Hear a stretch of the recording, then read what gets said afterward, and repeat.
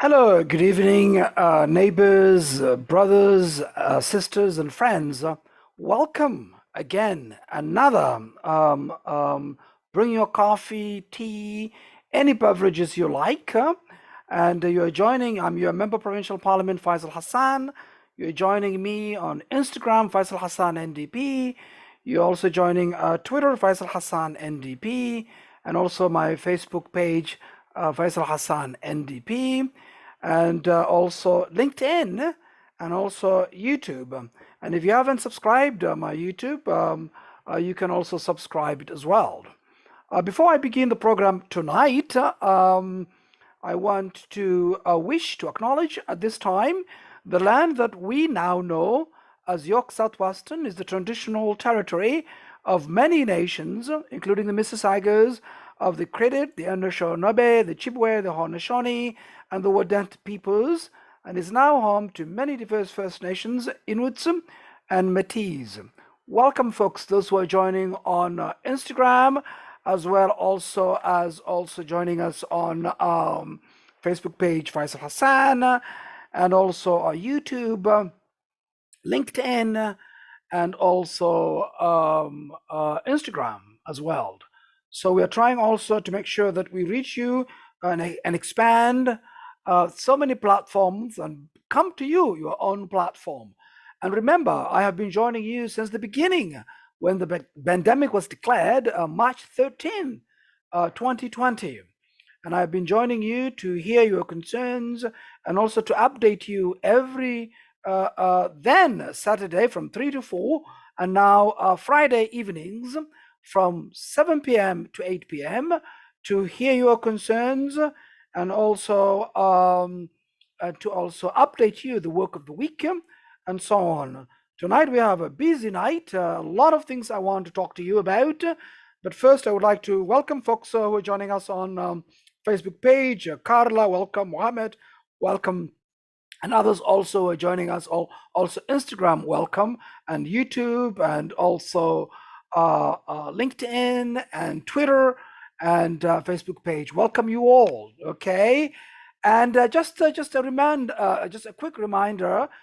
This Friday, this Monday coming, it's a long weekend, and it is a family day.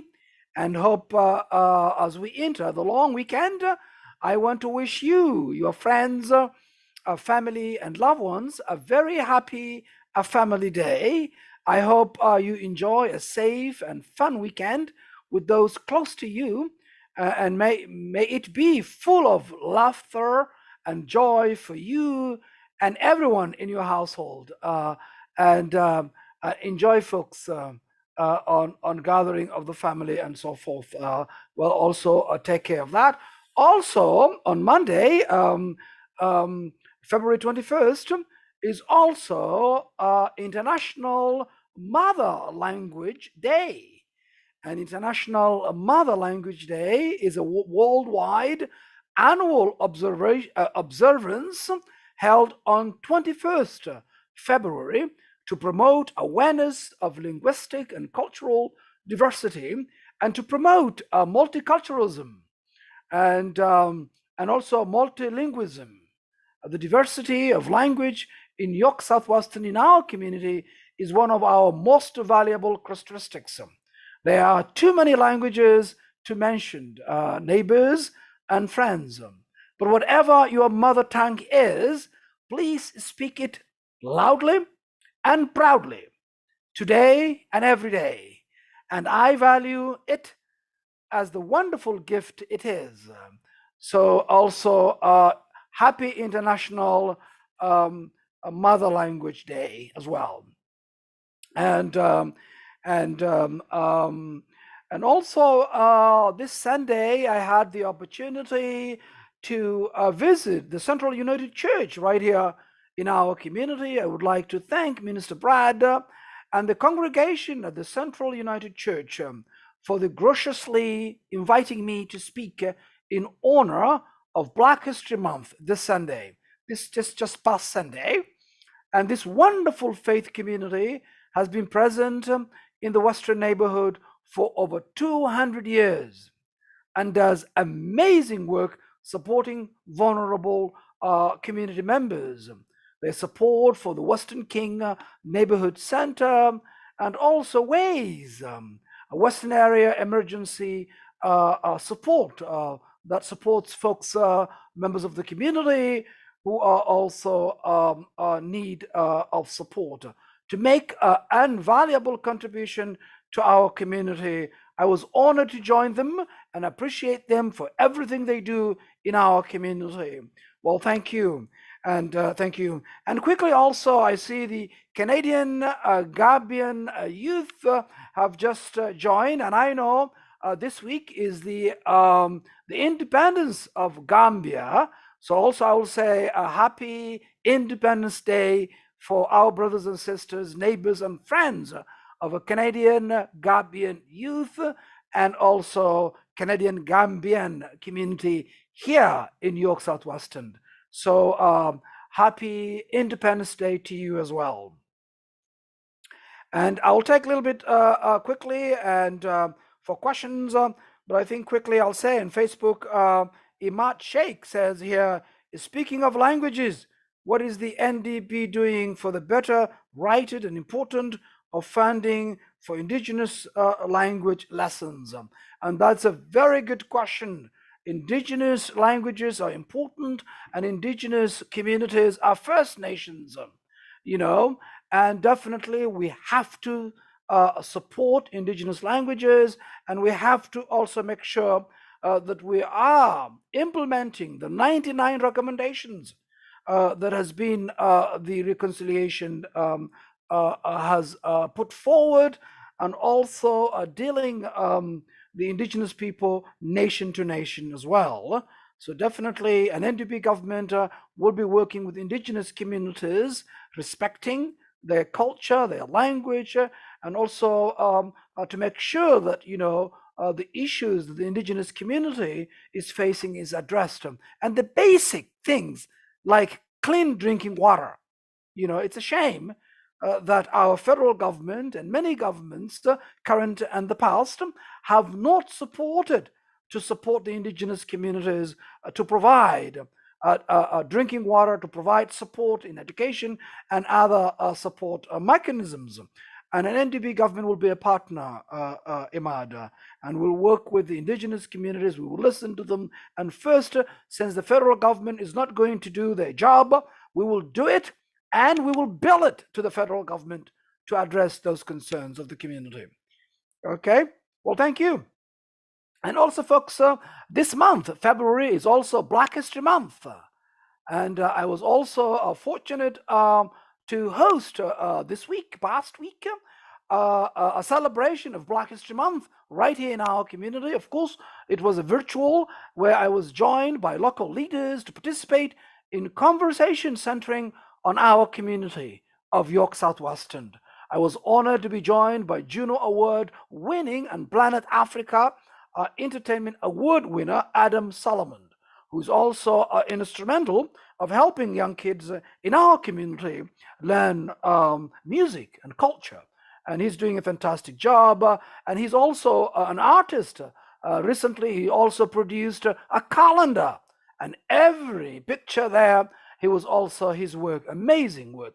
As a matter of fact, I did actually feature one of my Friday meetings here to showcase his work. Also, I was joined by Frontline Executive Director, Station Frederick. And Frontline is doing a fantastic job helping our young people right here in Western and across York Southwestern. And she was also uniquely, presented the vision of the Frontlines and the work they're doing there. And also my favorite children's author, Ayana Francis, also joined, and she was also talked about her current book. And also, if you haven't gotten your copy, you can also actually get online. And also, you can actually visit our oldest book here in Western, Squibbles.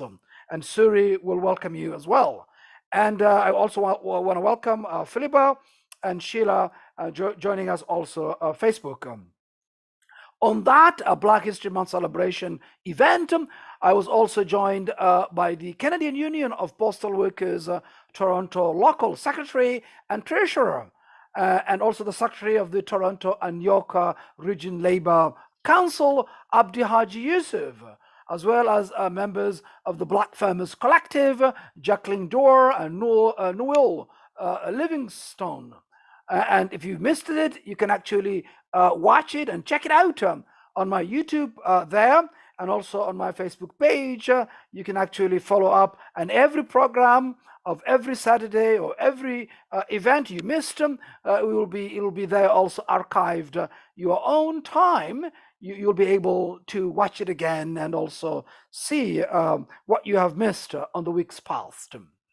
And folks, again, those who just joined, you're a member Provincial Parliament, Faisal Hassan, and I have been joining you every Friday from 7 p.m. To 8 p.m. to hear your concerns. And folks, bring your coffee, your tea, and also any beverages you like, and let's talk. It's only we have 1 hour. I can hear your concerns. And if you missed also, you want to share something you wanted to talk to me about, you can also email me, Faisal Hassan co@ndp.on.ca, or you can also call at the constituency office 416-243-7984. Well, thank you. And quickly also, you see, folks, you also know that the pandemic has hurt really our small businesses in our community. And this week also, I was fortunate to visit the Killsdale community. And you know, in that corridor, Eglinton Crosstown corridors, we have 2 BIAs there, and that is the businesses improvement areas. One is the Eglinton Hill BIA and also Mount Dennis BIA. And these Killsdale community this week, in the afternoon, I met local business owners who continue to struggle through multiple challenges. Metrolink construction in the area has been a challenge for many years. The fire at the nearby also York Memorial Collegiate Institute also reduced activity and opportunities in the area. When compounded with the devastating impacts of the COVID-19 pandemic, these businesses have been forced to endure immense emotional and financial stress. They deserve more assistance from this government, and I am committed to holding this government accountable for what was amounted to underwhelming support to this point, and we need to hold this government. And as you guys know, recently the Minister of Transportation, Caroline Moroney, have announced 3 million to this Eglinton Cross corridor to support them. But we already found out already 2 million has been already spent, and we don't know what has been spent. They said that they have supported these BIAs. They have said there are 7 BIAs in this corridor.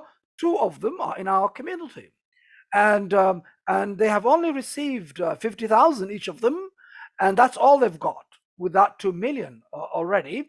And now there's 1 million that they're going to decide. And I know that I have also myself and Jill Andrew, MPP for Toronto St. Paul's, we fought to be on that table right there to also make sure how they're going to spend that million. So we're looking forward, and I don't think it's enough for this for businesses that have struggled. And what the businesses have asked us is direct support, and we need to provide that. And also, you know, also compounded with the pandemic as well, you know, we need to make sure that also small businesses in our community are also supported. Not only the big box stores that the Premier has been supporting regularly. Quickly, I'll take a couple of questions. And Megan says, what are your thoughts on pension reform? That very good point. You see, my colleague from Hamilton Mountain, Paul Miller, have been fighting since he has been elected in 2007. Pension reform provincially, you know, as well as also federally. And we are committed making sure that our seniors contributed so much. And at the end, I've met seniors at the age of 85 is still working, to earn a living, and that's a shame. And definitely pension reform is important. And also I would like also, Megan, for your opinion, what you think and what ideas do you have in mind. I know the federally has been a mess, and a lot of seniors have not gotten any increases with regards to support in that regard. And definitely in our own here Ontario NDP, headed by, for many years, his bill, pension reform. Our member from Hamilton Mountain, no, it's not Mountain, Hamilton Stony Creek, that is, yeah.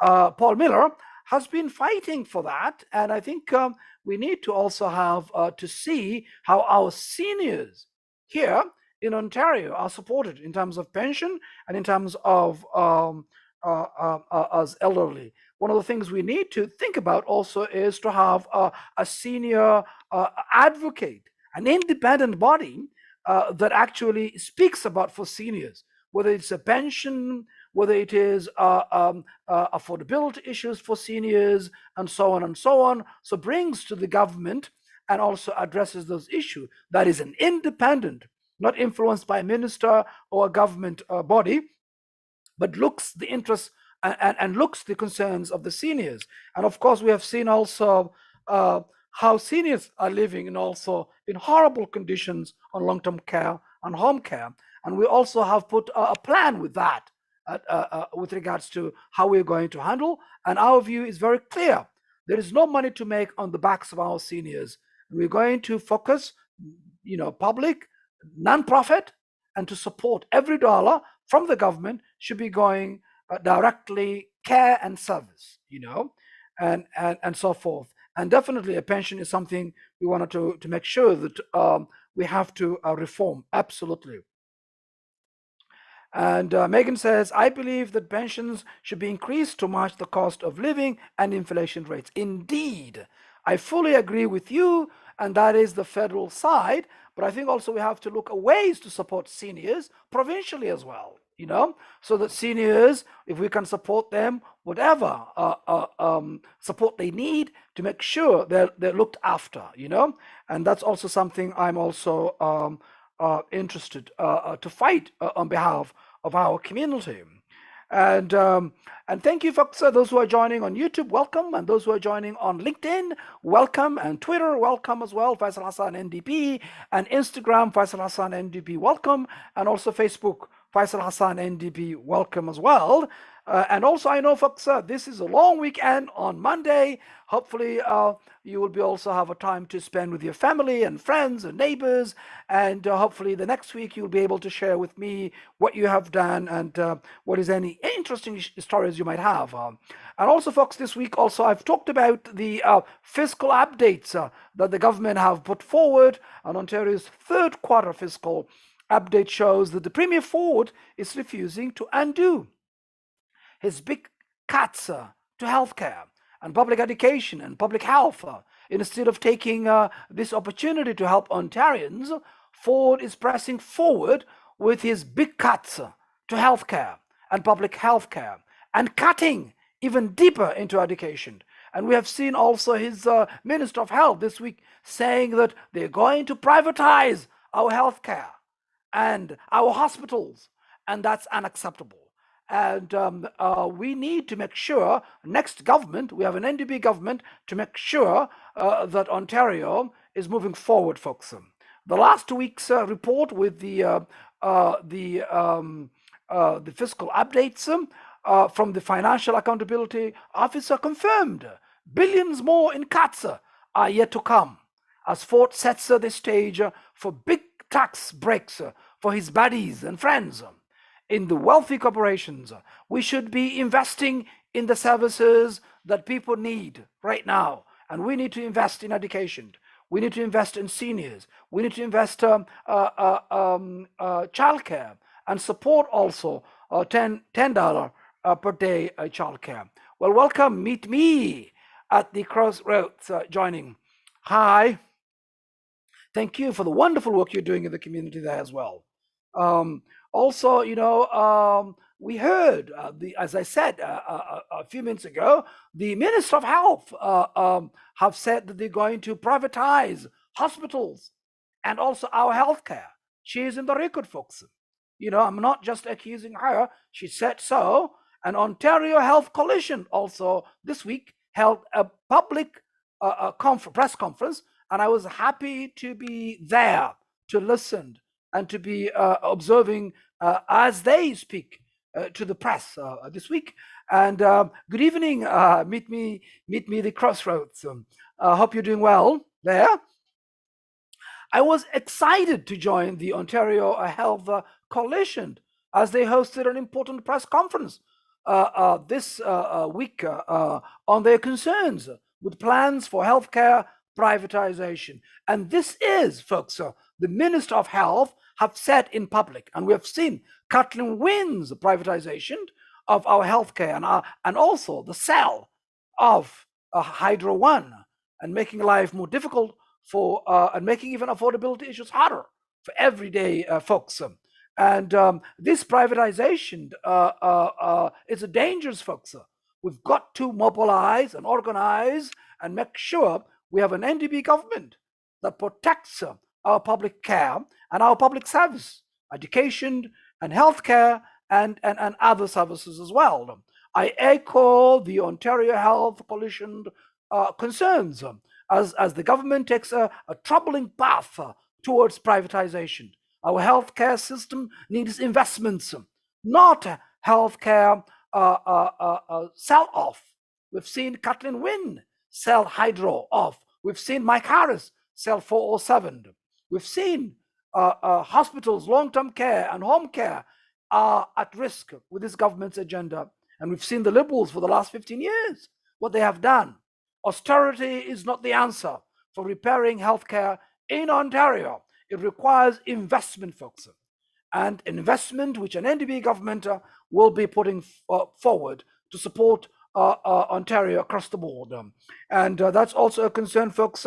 If you haven't heard about that, folks, get in touch with Ontario Health Coalition and check it out also, their press conference in this week. You'll be surprised what the minister have said. And they have actually brought a video speaking their agenda, their agenda of privatization of healthcare and other services. We've seen also how they're also planning education, public education being privatized. And that's also a big concern, folks. And that's why this coming election is very important. We need an NDP government. We've seen the last 15 years, Liberals under Kathleen Wynne and Donald McGuinty, their broken promises and also their privatization of our services and programs. And we need an NDP government to put this province forward. Okay, and thank you, folks. Jerry Grossi, welcome. Hope you're doing well. And also quickly, also this week, also the Premier talked about also lifting some public health measures starting this week, and some gathering limits increases to 50 people indoors and 100 people outdoors, and public event limits increase to 50 people indoors and with no limit outdoors. There are no longer capacity limits in indoor public settings where proof of vaccination is required. Sports arenas and concert venues and theaters can return to 50% capacity, and capacity for indoor weddings and funerals or religious services, rituals or ceremonies is set to the number of people who can maintain 2 meters distances, physical distances. This is also applies to businesses such as grocery stores, pharmacies, retail, and shopping malls. Well, folks, that's just also some of the updates of the changes quickly, and hopefully,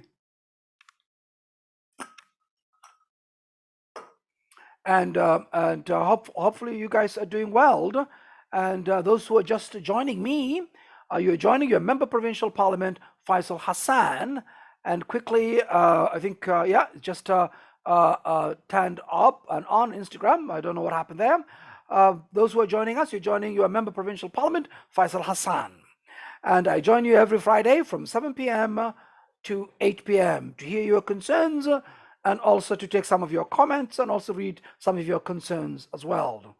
Well, also this week, my leader, Andrea Horvath, was in Kingston, and also offering first-time home buyers a lifeline, a plan to help with their down payment and to increase the supply of homes they can afford. And our plan, NDP Homes in Ontario program, is part of the NDP's comprehensive housing platform, Homes You Can Afford. And I've talked about this, folks. I've talked about it many weeks here, and I've also many of you also, I have mailed it copies as well. And if you still want one copy, I'll be happy to mail it to you. You can email me faisalhassan-co@ndp.on.ca, or you can phone at 416-243-7984. And if I just talk a little bit about our plan provides some options, and many options indeed. Those folks who are making less than 200,000 and want to own their own home, the challenge is to save the down payments, and it takes years and years people to put together the savings of 10% to put down payment. So what we are going to do as an NDP government is to provide you a 10% equity loans. You can put it down and you can pay that. You can buy it, in whenever you wanted it, or you can actually pay it back when you sell the house. And that way, it's not a burden to you.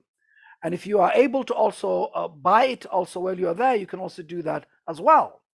And those who are making less than 200,000, it would also first-time home buyers with household income under 200,000 access to home equity loans of up to 10% to help with their down payment. Homeowners would then have the flexibility to pay back the government's share or repay the loan only if and when they move or sell their homes. So that's one option of our housing plan. Another option, and many options, is that also to go after also speculators and flippers as well, because they are also part of the problem in this housing crisis. Another thing also, housing, especially these huge landlords who have done nothing in terms of repairs or making sure that they take care of the maintenances, but every year they have been applying above guideline increases, which has nothing to do with annual increase. This year, annual increase is 1.2. Above guidelines increases, some of them are doing it minimum of 3% or more.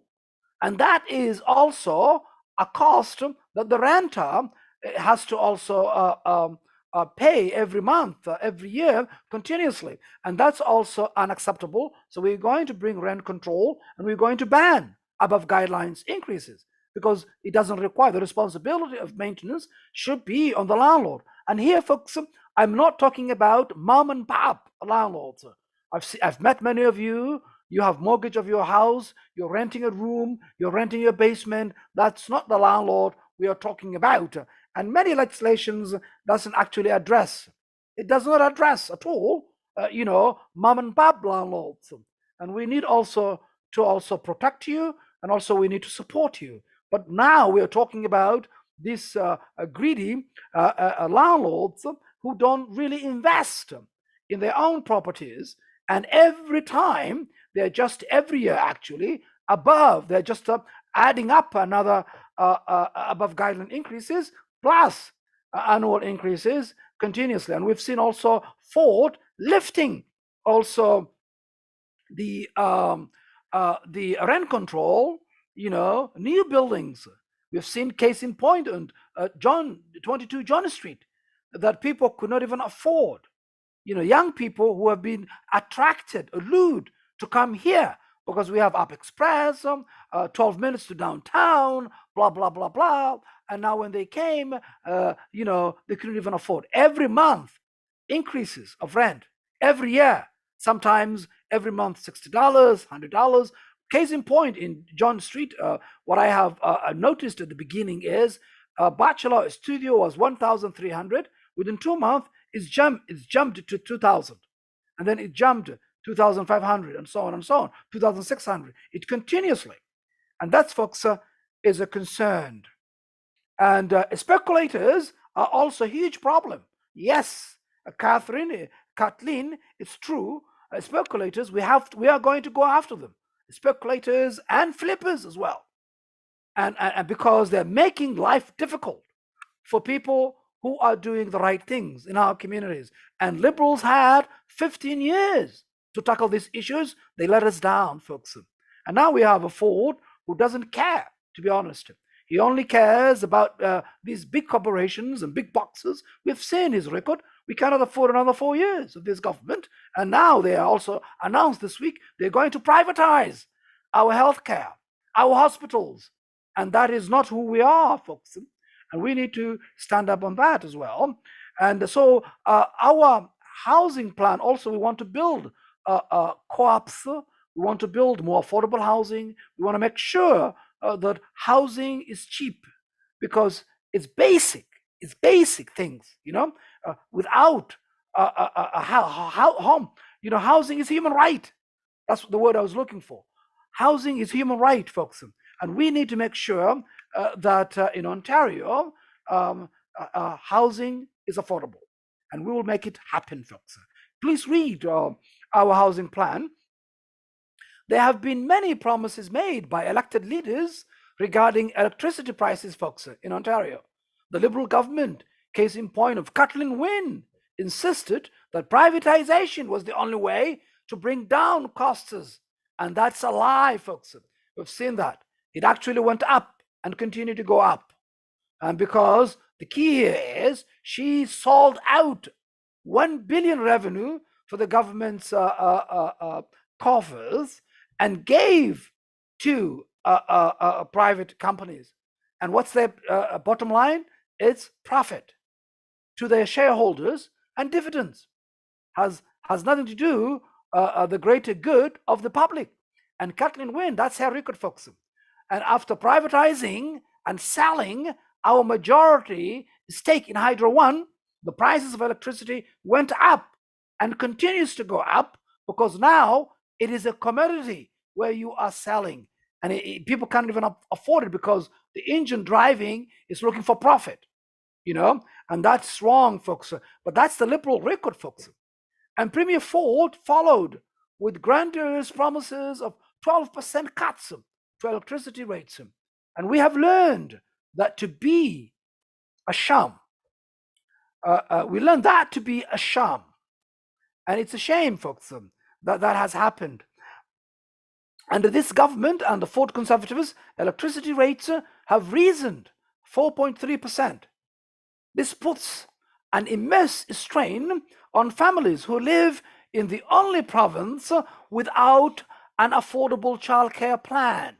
It makes life harder for seniors and individuals on fixed incomes who need all the support they can get. Inflation is eating more and more of our household budgets as well. We need to be doing more to ensure life is affordable for people. And now it is not.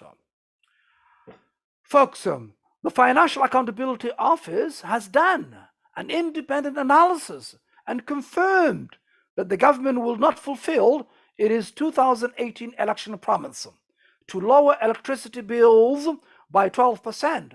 Promise broken again by this government. And we have seen the actions of the 15 years Dalton McGuinty and Kathleen Wynne made privatizing our hydro. And they have privatized many other issues. But now we are talking about the impact of hydro. And it is clear that the scheme he put forward was always a magic beans and smoke and mirrors and a shell game. It was billed to be a facet not to lower hydro bills. It is another disappointing example of their broken promises on affordability. And hydro, they promised to tackle care insurance rates. As more people are working from home, insurance companies are filling their pockets. And we have seen those who also have auto insurance, the cars were parked, on driveways and parking lots, and yet no brakes. I know some of you have gotten some brakes, but not the majority of us. And we are paying higher premiums, an average in this community, 3,000 for auto insurance because of our postal code. People talk about Scarborough, they talk about Brampton, they talk about other communities. But right here in York South-Western, I have been fighting on this auto insurance. We have been targeted. And the Liberal record, they've never talked about this, folks. The last 15 years, they have not championed or spoken about it. And now we need to deal with this. This is the time these greedy insurance companies to actually give a break to these decent and hardworking members of our community. And it is also unacceptable people to pay 3,000 average. And when I talk about average, we're talking about 242, 250. That's the average, close to 3,000 a year.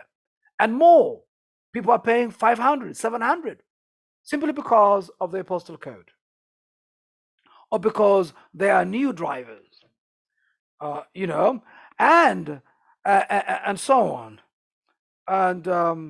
And quickly, I think Stephen Annie says quickly. He says, "Are there plans for the NDP and the Liberal Party to align to prevent vote splitting and to ensure the PC party is ousted?"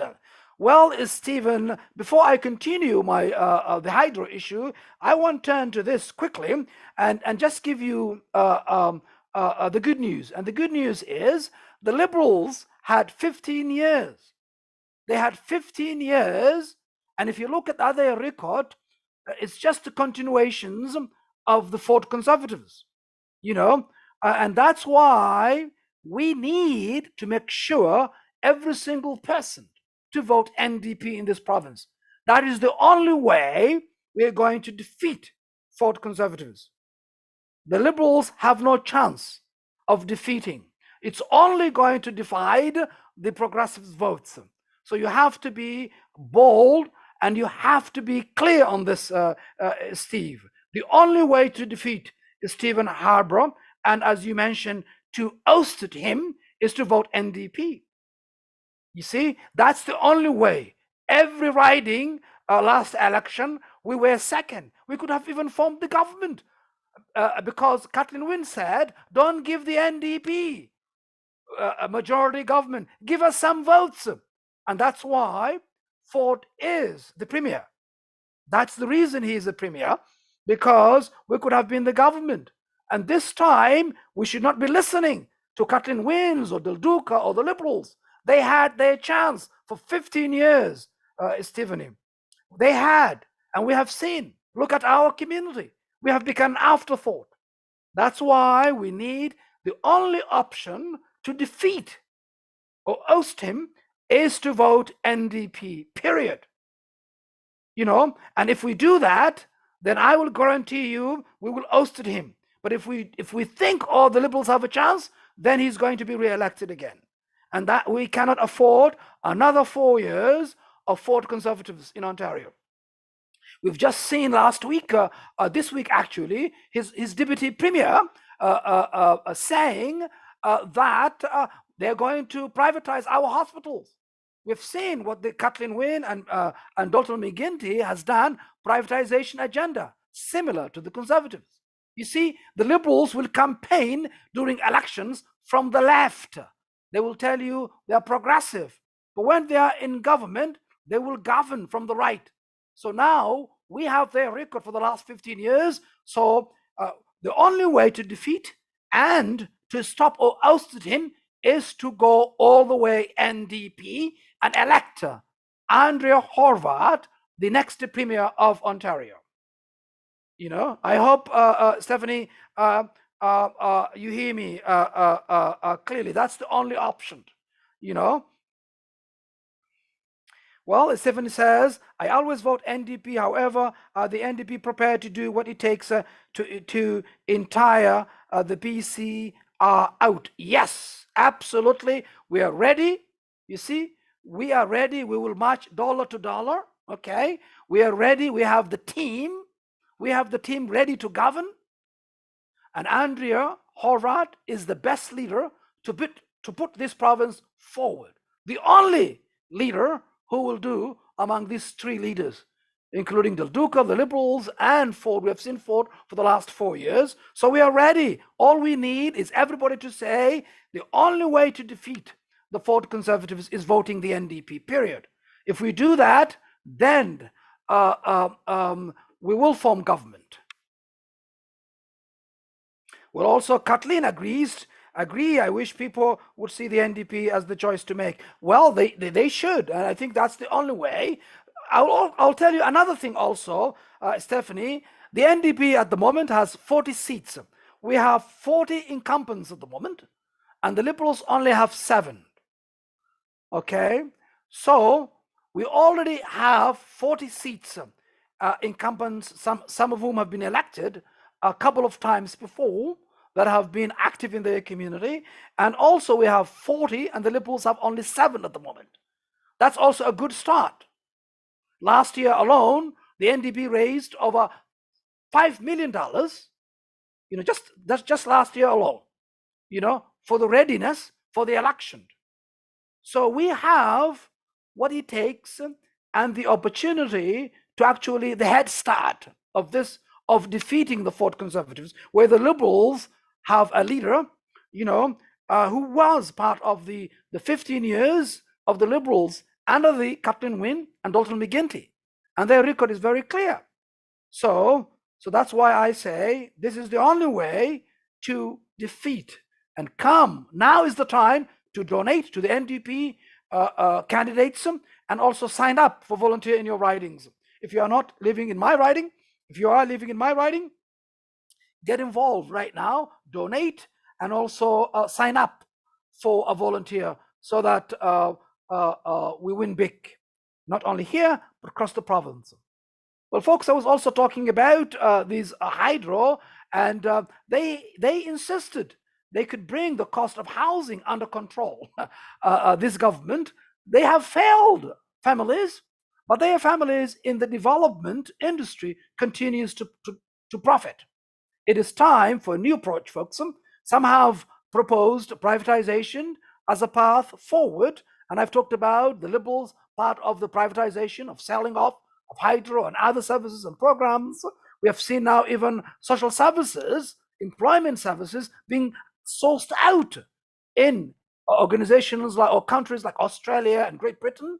And now, recently I had to meet employment service agencies that are also worried for their role, because now big corporations are now taking over because they have allowed Liberals and the Conservatives this privatization path to destroy many services and programs that existed in this. So as path forward, and I believe history has shown this approach to have serious impacts on the services we value. The dreadful conditions found in private long-term care facilities is a recent example, folks. We've seen how our seniors are threatened, and we've seen how Mike Harris and Dr. McGuinty and Kathleen Wynne privatize long-term care.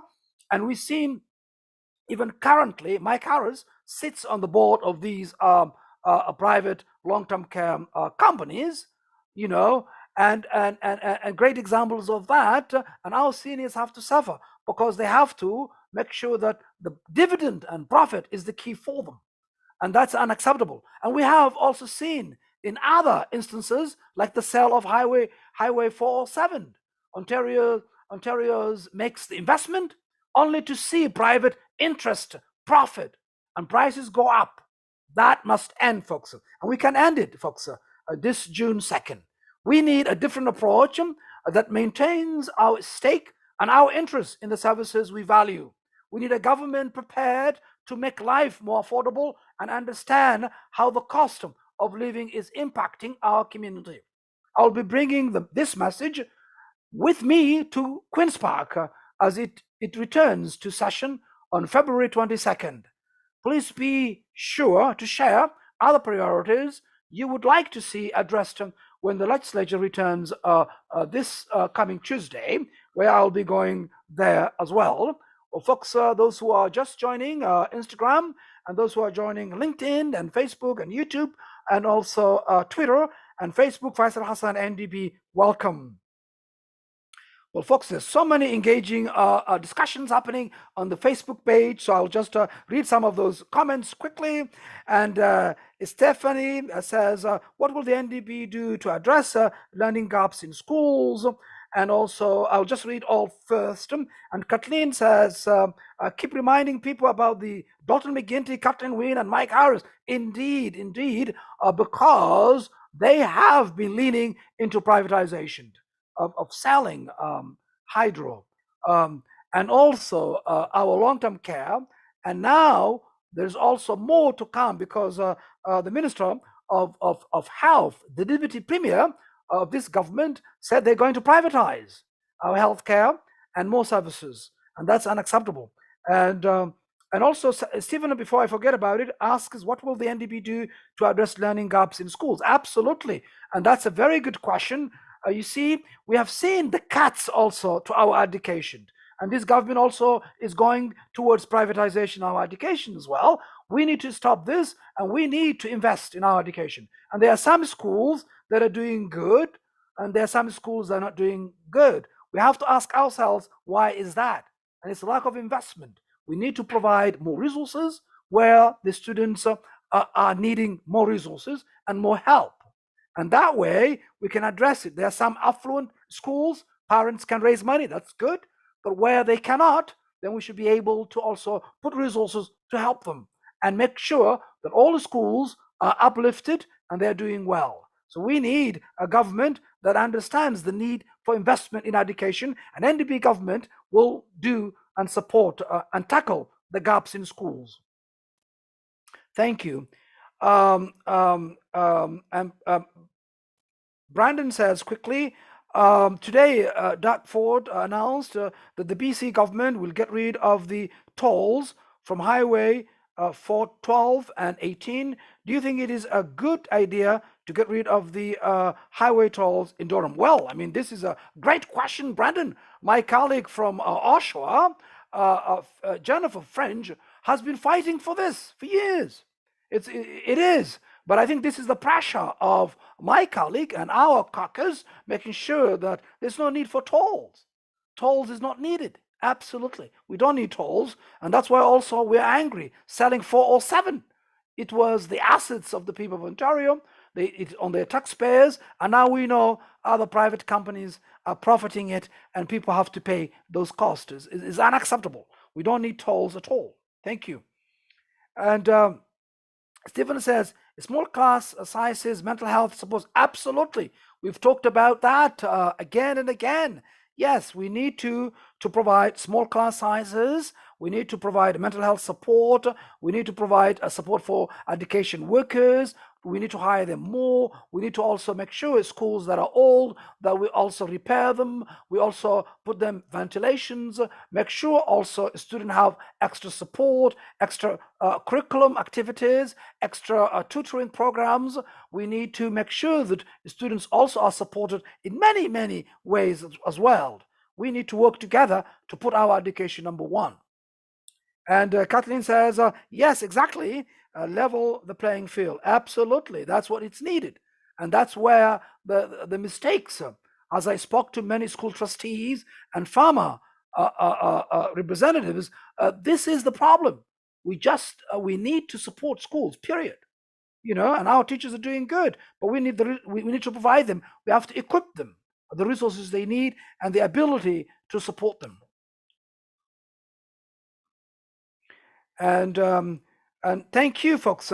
Those are the current comments from the Facebook page. And I'll see also the comments quickly from Instagram. And Scott Salmons, I think he has a lot of comments he made here on Instagram. And quickly, I will take. He says, Faisal, do you support vaccine mandates? Do you think our community is negatively impacted by them? That's one question. Another, what about the children having to mask in schools? Is this still necessary? A good policy, in your opinion? Scott says again, he has many questions, Scott, tonight. And what is the NDP to catch up on the massive learning loss caused as a result of school closures this past 2 years? Well, I think right there you have, Scott, the failure of this current government. You see, we have said again and again that we need to provide the extra support necessary to support our schools. You know, small class sizes, ventilations, mental health support, hiring more teachers, hiring more education workers. Those are the key. And we need to put more resources quickly to move and make sure these gaps, it has to be addressed quickly. With regards to the vaccinations, as I've said again and again, we have been relying on the science table and the public health instructions.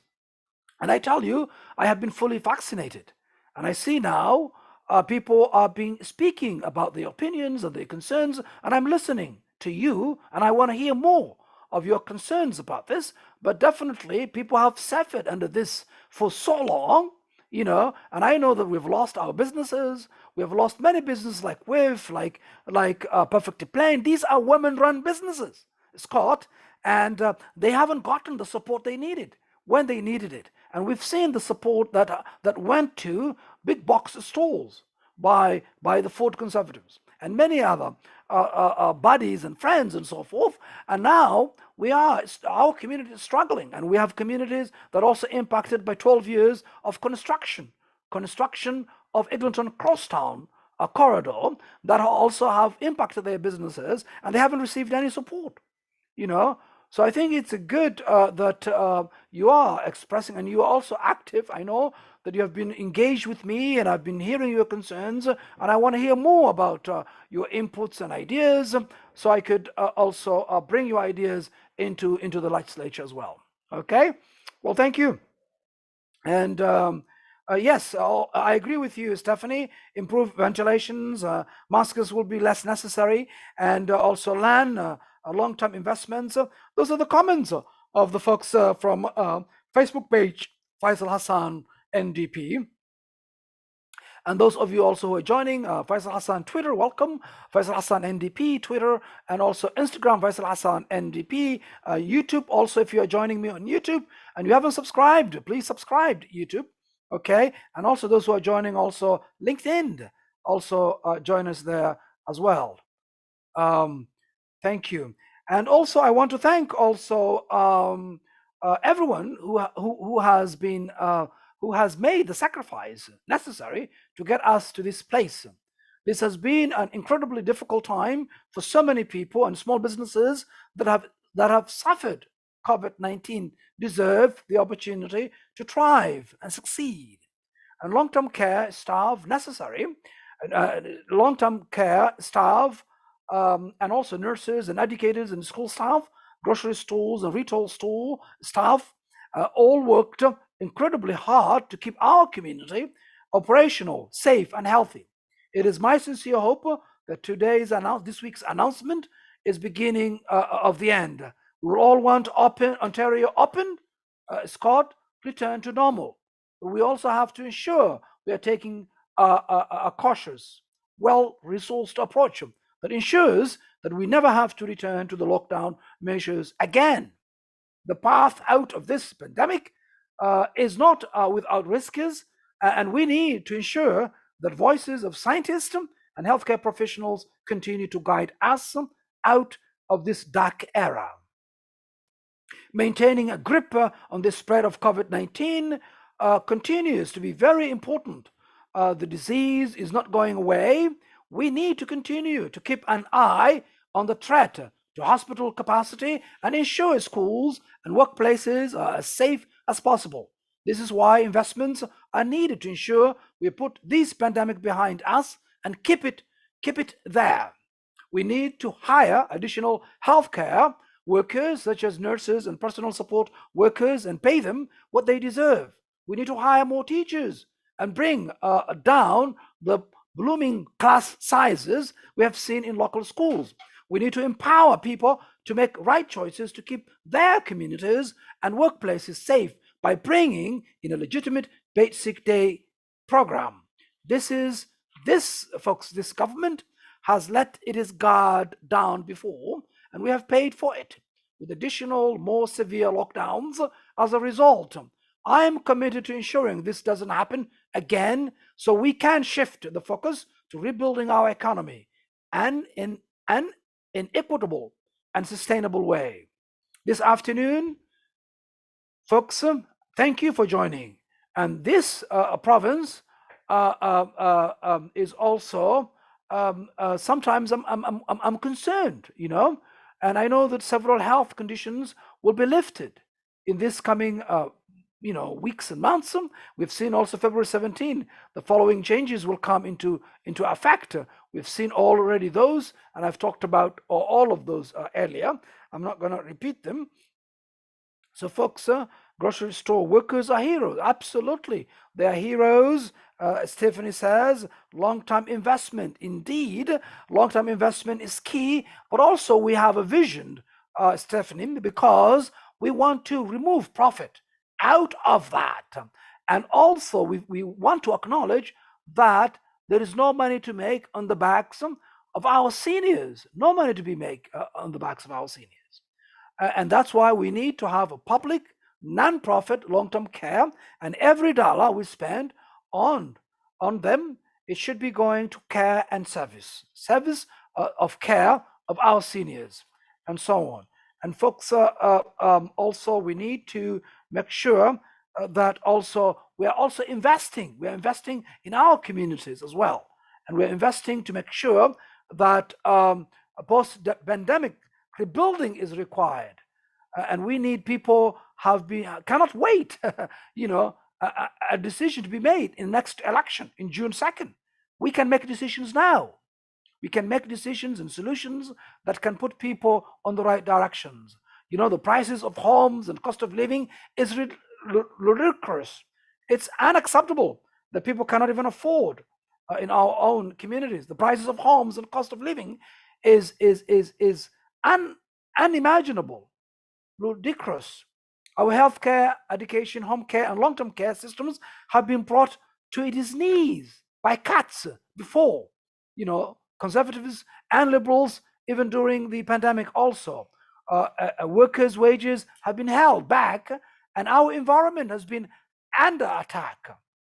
We need to invest, and NDP will be ready to table with partnership with also National Council of Canadian Muslims to tackle dangerous Islamophobia and other forms of racism in Ontario. And these are important. We also fight for financial supports for local businesses to get back on track. And these are important. We need to invest in healthcare, our kids also in childcare.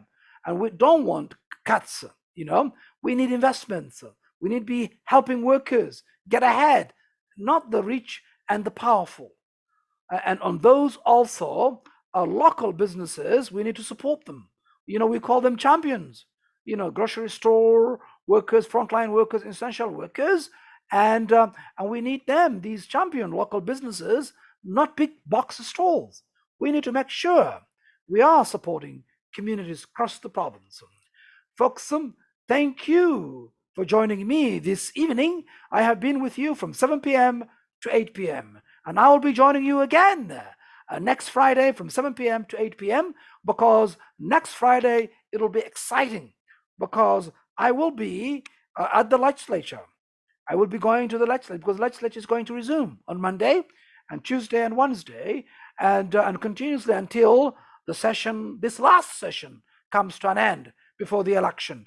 And the election will be starting on May 3rd. So folks, thank you for joining. Quickly, I'll take Stephen's last comment here quickly and says, I want to say that every single time we have called your office, you have returned our call. You have heard us and dealt with our concerns in a timely manner. You have the vote of me, my husband, and my newly able to vote son. Thank you. Well, thank you, Stephanie. Thank you for your continuous support. I will not be taking your vote for granted. I'm going to work each day, every day, harder and harder to bring your concerns to Queen's Park and fight for this community. Our community should not be an afterthought. An NDP government will bring more investment here, will make sure that this community is part of any other community tackling the important issues. Thank you again, and happy Family Day to you as well, Stephanie, and to everyone. Thank you, folks. It is that time now, 8 p.m. It's the time to say to you, folks, goodbye, but I won't be saying to you goodbye because I'm going to come again next Friday from 7 p.m. to 8 p.m. to hear again your concerns and also take some of your comments. Those who have joined us on Instagram, thank you. Those who've commented, thank you very much. And those who've joined us YouTube and Twitter and also Instagram and also Facebook page, Faisal Hassan, NDP. Thank you. Until then, folks, until I see you next Friday again from 7 p.m. to 8 p.m.